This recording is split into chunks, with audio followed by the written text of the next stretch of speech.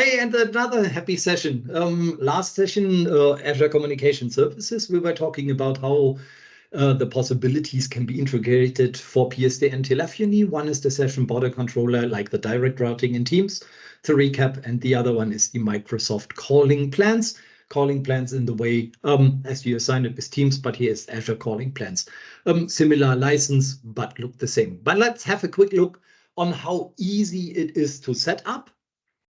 You just go to Microsoft Azure, pretty simple. You go to the resources, you set up your own resource environment, and then you will find the voice calling and PSTN capabilities, which are in the lower left part.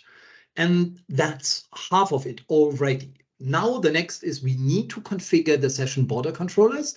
The session border controllers must have a full qualified domain name, which we enter here, like sbc.contoso.com, and the communication port. It can be another one, or it can be also 5056, or any other port which you might need to configure. That's important. Once this is done, don't forget the certificates, which are used for authentication, and the individual IP addresses, by the way. Same as we do for direct routing in Teams. So maybe you could even ask your workmates in case of you want to set it up.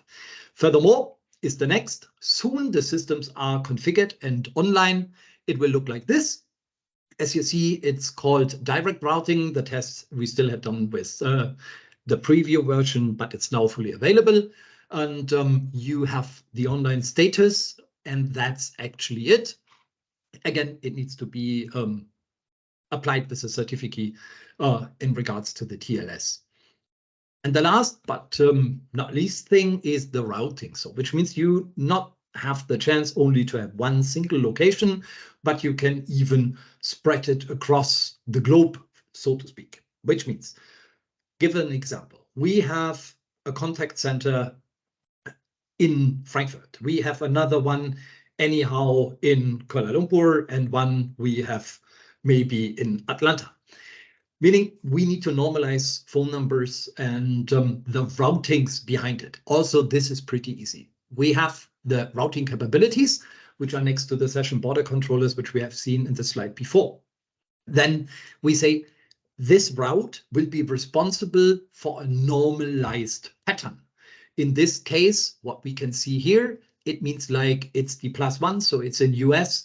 And then we have the area codes of 425 and 206, and then followed by another 7 digits. And then you need on the right side here to choose the session border controller, which should listen to it. So if we have another incoming call, for example, say Malaysia, so it will start with +60, or maybe any other country or nation you like to have. In Germany, it's like D49. That can be used for the proper routing for in and outgoing calls, that will be normalized. I will also provide you a link in this video in the description below, where you can read on a blog of mine, on a pretty old one. I think it's 8 years old already, but I explained normalization rules in deep and so extensively that you might have nightmare dreams. Guys, that's it for setting it up. As you see, it's pretty easy, and now it's always up to you. Don't forget to read all that freaking documentation about the SDK and how you can implement it. It is not that weird. So easy application, can be easy programmed, but I show you in the next video on how you interchain and interconnect the different protocols, as well as I will also show you where you set up and where you initiate the touch from your application into the Azure Communication Services. And then it will be all up to you. Thank you. Good evening.